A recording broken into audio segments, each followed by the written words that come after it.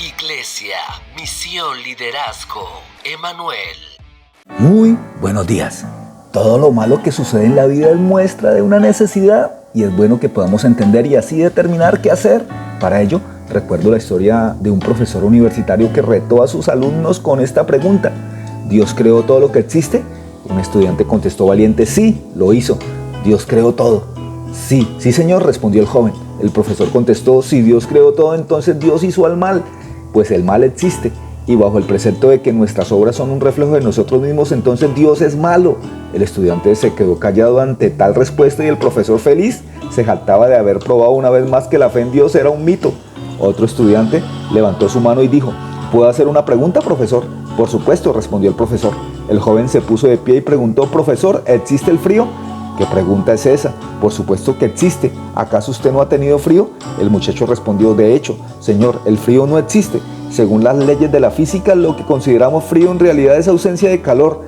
Todo cuerpo u objeto es susceptible de estudio cuando tiene o transmite energía. El calor es lo que hace que dicho cuerpo tenga o transmita energía. El cero absoluto es la ausencia total y absoluta de calor.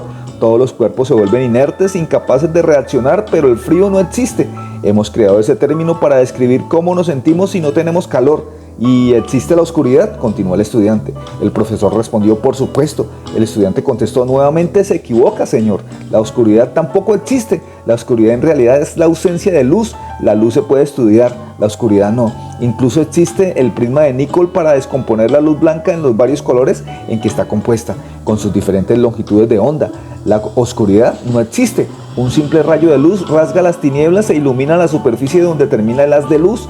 ¿Cómo puedes saber cuán oscuro está un espacio determinado?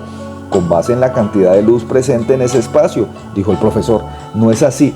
Oscuridad es un término que el hombre ha desarrollado para describir lo que sucede cuando no hay luz presente.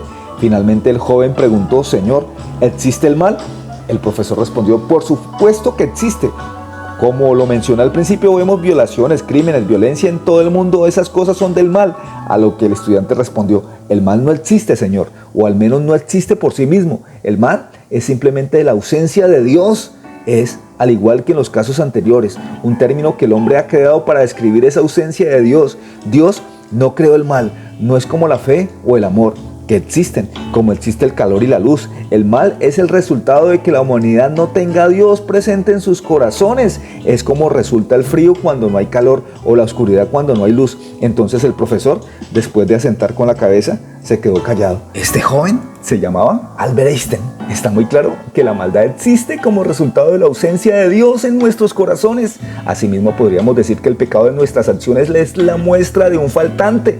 Todos fuimos creados para buenas obras, pero cuando nos alejamos de Dios comenzamos a actuar descontrolados, y cuando alguien vive sin Dios y sin ley, la vida es una desgracia. Y por eso, aunque tengamos de todo, nada nos llena, nada nos satisface, nada nos hace felices permanentemente. ¿Pero por qué?